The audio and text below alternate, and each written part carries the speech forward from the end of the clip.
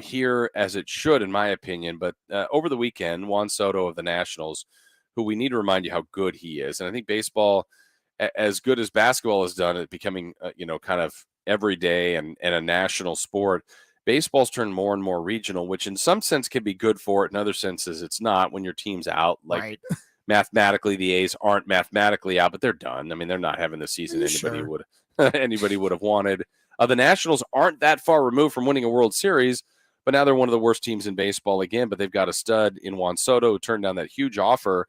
It was 15 years, $440 million. Jay, he's just 23. That would have been the largest deal in baseball. We played some of his audio earlier and basically saying, well, yeah, it's unfortunate that this gets out. And I've always said that. Should we know these guys' contracts? Should we know their salaries? And when this comes out, I mean, I don't know what the National fans have done for Juan Soto, if they're booing him or not, but it's hard to see that as an organization. Put yourself, if that's the Giants, if that's the A's, if that's the Kings, whatever team you love, and you've got a young stud who basically says no to the largest contract in the sports history, that's really tough to take as a fan base. Yeah, it's hard. And Juan Soto has his reasons. So he'll be a free agent in 2 years. So if you're the Nationals, you need to lock him up. It's like a now or never type situation. And it's definitely trending towards never. But also we have to remember the Nationals. Juan Soto was on that World Series team, if I'm not mistaken. Yes, correct? he won the 2019 World Series. He's already won a World Series, and he's 12 years old. And then it's been 3 years of really bad baseball in Washington that he's been stuck playing with. And then on the other side is Nationals ownership is looking to potentially sell a team. So you have that whole thing going on. So the on-field product probably hasn't been getting enough attention that it should from ownership. I could see why he would want out. Now you get down to this is a very interesting equation, Jason, because in order to acquire Juan Soto, if he's on the trade market, which clearly he is, you have to be able to give the Nationals quite the haul when it comes to prospects, right? And then number two, you have to have an ability to sign Juan Soto to a deal that's in that range of $15 and $440 million. As you and I both know, there is a handful of organizations that can do that. Yeah, and automatically the normal candidates jump up there: the Dodgers, the Yankees, teams like the Red Sox. That the Cardinals are a sneaky one. They've gone after and gotten Goldschmidt and Arenado, and they seem to get some big time players. But those are the kind of standard teams. Like, are the A's going to look at him? No, there's no chance. Like, would they want him? Of course. Yeah. And they could give up the whole farm system. But that second part of your equation, Jay, you're not doing that to have him for 1 year because the A's aren't going to sign him to a 15-year deal. Nope.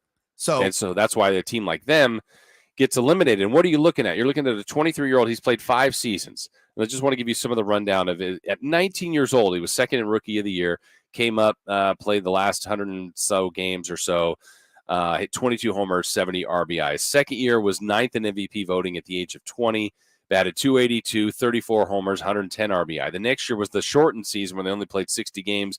He won the batting title that year, finished 5th in the MVP, won a Silver Slugger. Last year, All-Star, second in the MVP, another Silver Slugger, batted .313, walked 145 times, 29 homer, 95 RBI, and this year another All-Star appearance. He's, let's see, what's he batting this year? A little lower than normal, 250, but the whole league is 20 homers, 43 RBI. And this is a franchise guy, Jay. This is a generational player. He's lefty. He's talented. He's got all the tools. And to me, the Giants are a team that are on his list, that are on the list. And I think they have to be super aggressive because this is that Bonds type player, that Posey type player that people are going to buy jerseys of and be a regular for 10 years, could have a retired number, a statue out front potential type guy.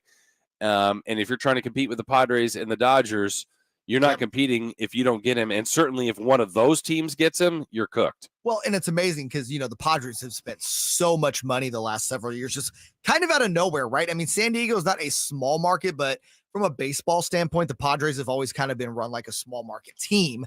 And they've obviously made it known that they're interested in Soto. If they get Juan Soto, that's just ridiculous on so many different levels. But again, we go back to the handful of team. Who are the teams that have the prospects and the money to pay him? Obviously, the Mets do. Right. They have the money part for sure. They have the money part, but they also have the second best prospect in all of baseball, and Francisco Alvarez at AAA right now. And they also have Brett Batty, who is another big prospect, 20th, third baseman outfielder at AA. So the Mets are a legit team, but then you look at the Giants. The Giants have two of the top 25 prospects in baseball, Jason, and Marco Luciano, who is ranked now, I believe, he's a top 10. Yeah, he's ninth, and he's only in single A. And then you have Josh Harrison pitching down at AA, who's ranked 25th. So the Giants have two huge prospects. And I feel like this is the type of move that Farhan Zaidi's been waiting on. He hasn't spent a lot of money in free agency. I mean, they have found really good deals on guys, right? Like, look at the deal they got Jock Peterson for. I mean, by all things considered, given the year he's having, they got him for next to nothing. They signed Rodon on that 2-year deal. That was a very, again, team-friendly deal. But they did this before, remember? They went for, they were in the real deep running for Bryce Harper. Right. So, I mean, I think they knew the severity of needing another outfield bat, needing another name for that franchise to keep people coming to that park.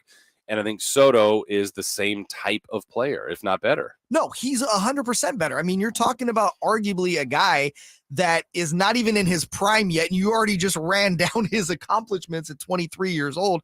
Like, what is Juan Soto going to be like at 27, 28 years old? Yeah. And this is the type of move for the Giants that, because he's so young and you can lock him up as your franchise guy, you shouldn't be afraid to unload your prospects. This is what you've been waiting for. It's right there for you. If I'm Farhan Zaidi, this is not just a move for the future, Jason, but let's just say the Giants do acquire him at the deadline. You instantly have to start talking about the Giants again as a contender in the National League. Right. And then now you're talking about, okay, just get in. You're not going to catch the Dodgers, but get in as a wild card team. They've done it before and gone through that path. This year will be a little different with the extra wild card team, but I'm guessing you'd be playing your best baseball going in. Your lineup would have more depth to it. You'd also know that you're not doing it just for this year. You're talking about that long-term contract and that name and face for the organization as Belt and Crawford and these other guys ultimately age out. You moved on from Posey. Sure.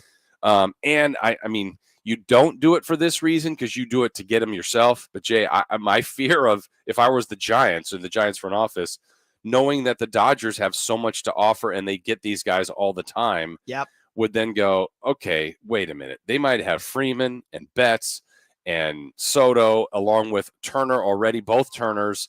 Like, how are we ever team gonna do it? And you go, the Dodgers are just gonna be relevant again for the next decade and a half. Yeah, and the Dodgers, like the Giants, they have the young prospects to trade plus the money. So I'm telling you this, if we look at the Juan Soto sweepstakes, right? Because the other team that I think that could, because they have the prospects to do it, is Boston, but they've already shown they don't want to pay guys when they shipped Mookie Betts out. So I don't know if the Red Sox are going to want to commit that money to Juan Soto, although I think they should. I really think this will come down to almost a 3-team race, Jason, between the Dodgers, the Giants, the Mets, and maybe as a wild card, the Padres. Okay, can I give you one other wild card that intrigues me? I know they've got the prospects. This isn't a traditional team. What about the Mariners? Ooh. They've got a ton of they've had one of the best farm systems the last couple of years. They've been like 2 years away from being 2 years away for a while. Yeah, they have Marte, who's a top 20 prospect again at shortstop. He's down in single A. That came up just this year, the pitcher Kirby, I think, and a few others. A lot of young talent.